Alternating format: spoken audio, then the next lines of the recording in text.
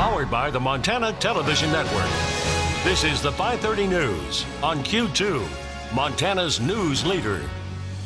Good evening, everyone. Thanks for joining us tonight. I'm Jeanelle Slade. Well, Governor Steve Bullock announces steps and direction to increase coronavirus testing across Montana. State and county health experts strategically plan key pockets of people to test to slow the spread of COVID-19 across the state. Now, those details in just a moment. But first, success and sadness on the coronavirus front here in Montana today as Yellowstone County health authorities announce another death. The state reports no new confirmed COVID-19 cases. That latest death in Yellowstone County is a man in his 70s who died in the hospital yesterday. But listen to this.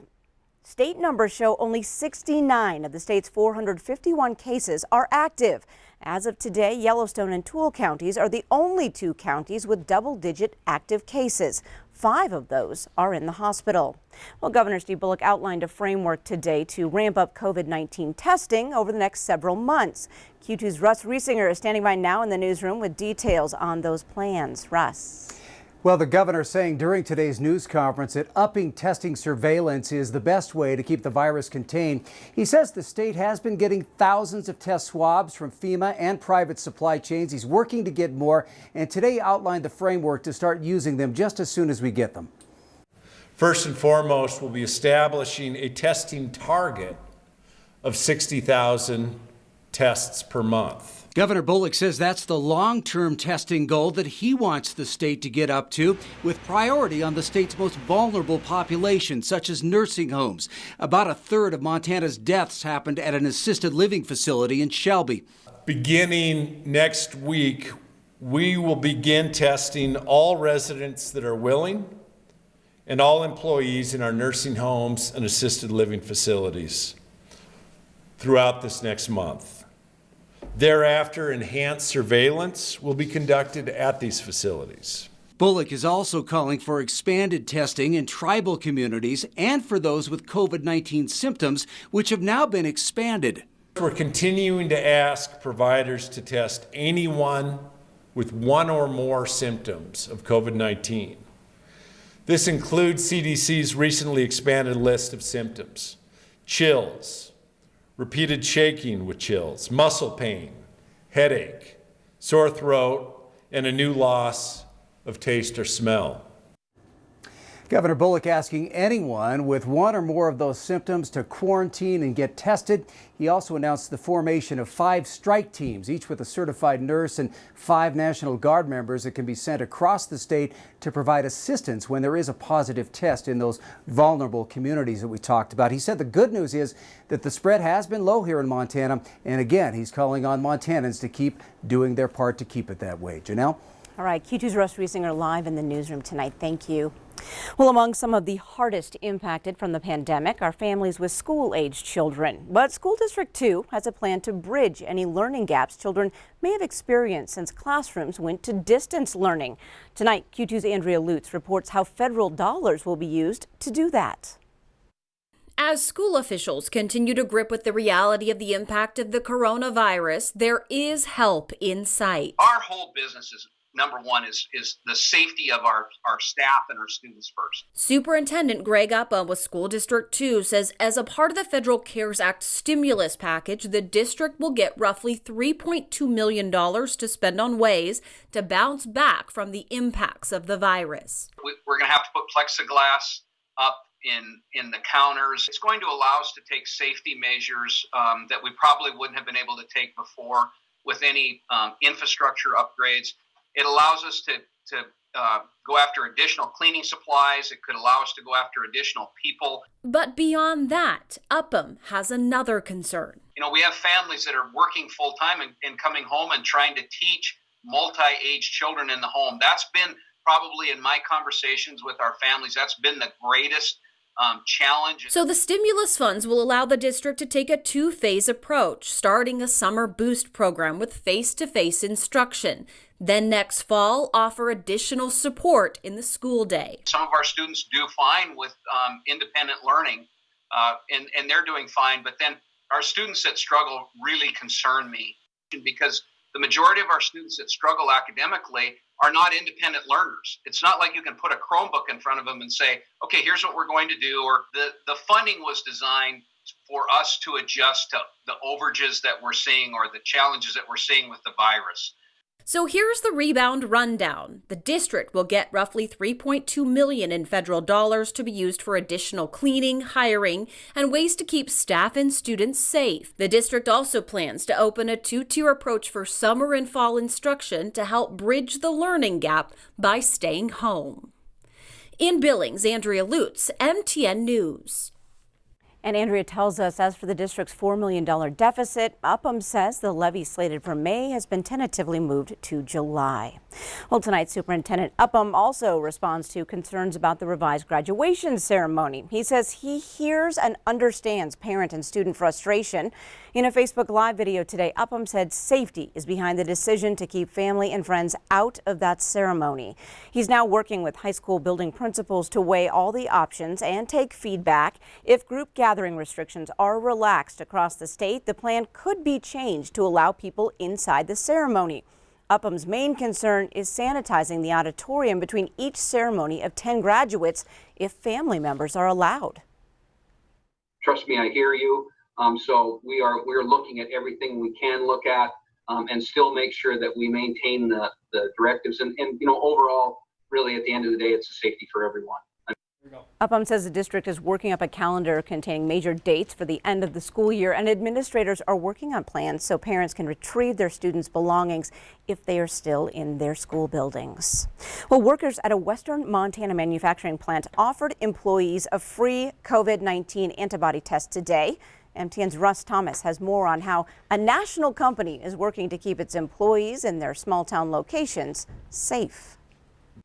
Designs for Health, a manufacturer of nutritional supplements and nutraceuticals, offered free COVID-19 diagnostic and antibody testing to employees at their Arley location Wednesday afternoon. We have people really involved in, the critical manufacturing of these products, in quality control and analytical testing and shipping, and we need to have a very healthy workforce. Arley is one of 4 Design for Health, or DFH, locations around the country and employs about 100 workers. Their products are designed, manufactured, and made available specifically to physicians and other healthcare providers and cannot be found over the counter. The Arley location has seen its volume and production nearly double in the last few weeks in conjunction with the coronavirus pandemic. We have a lot of products specifically for immune health and to keep people really healthy in this type of crisis. They are really valuable and under incredible demand right now. About half of the employees of the Arley staff volunteered for the IgG and IgM antibody testing, which requires a quick blood draw. The test will enable participating employees to determine what, if any, exposure they've had to COVID-19.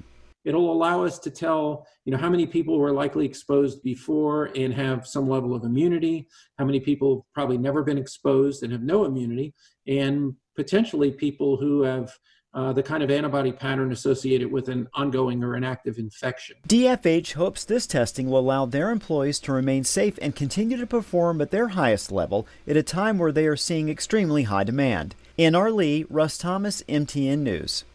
Now, Blake says this is one of the first FDA-validated COVID-19 diagnostic and antibody tests. Well, if you've been shopping without wearing a mask, you could soon get turned away. As of this Friday, May 4th, all Costco shoppers must wear masks or face coverings. The company website also reminds customers masks do not replace social distancing in stores. The mask requirement will not apply to children 2 or younger or those who can't wear a mask because of a medical condition. Well, ballots for Montana's primary election are set to be mailed out to all registered voters on Friday, May 8th. But if you are not yet registered, there's still plenty of time to get it done and get a ballot in the mail. Due to the coronavirus outbreak, the June 2nd primary election will be Montana's first statewide all-mail ballot. County election workers across the state are already getting ballots ready to mail.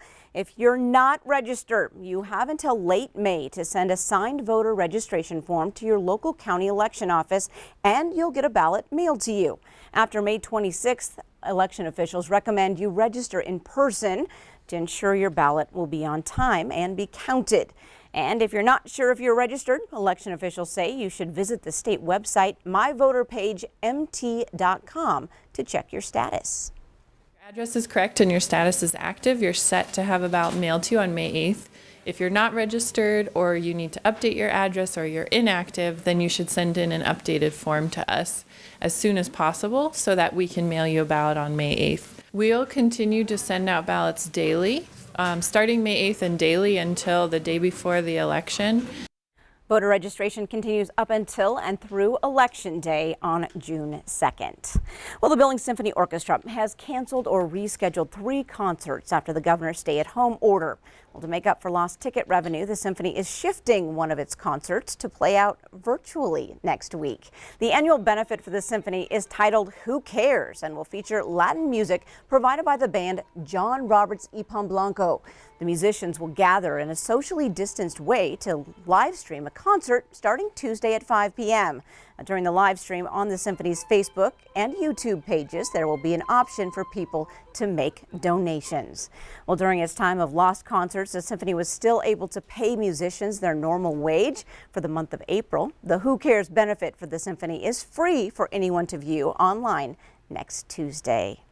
And some other fun news tonight. Students at Rose Park Elementary School met their reading goals, so now their principal will fulfill his end of the deal and spend the night on the roof. Principal Greg Sennett sent a message to students on Facebook this afternoon.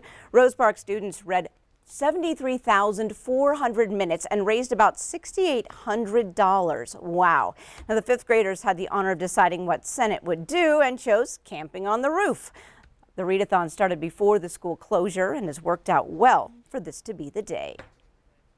With the timing of it and everything, I think just being able to laugh and enjoy something different with everything going on with COVID. And it's fun for them, but it's also a good time for me. I like to do that sort of thing. And I've been duct taped to the wall a few times and had the pie thrown in the face and just different things like that. It's just something that just, takes a break from reality maybe a little bit. They don't see the principal on the roof every day, so hopefully it's just something they remember. And Q2's David J. will have more on this story tonight at 10. Now, Principal Sennett started his outing about 10 minutes ago, and he will meet with students on Zoom in less than an hour from now. Well, ahead on tonight's 5:30 News, big decisions are coming our way in the next 2 weeks about the fate of Montana's tourism industry. We'll take an in-depth look at what's being discussed. And in sports, Scott breaks down the details on the fastest path for your Scarlets and Royals to get back on the diamond. And coming up in weather, today was the warm before the storm, but tomorrow we're looking at showers and thunderstorms moving in, some with high winds and heavy rain. About 7 o'clock, you'll see. We'll have all about that coming your way in a few more minutes. You're watching MTN News with Jeanelle Slade and Russ Riesinger. Storm Tracker weather with Bob McGuire. And sports with Scott Green. This is the 5:30 News on Q2, Montana's news leader.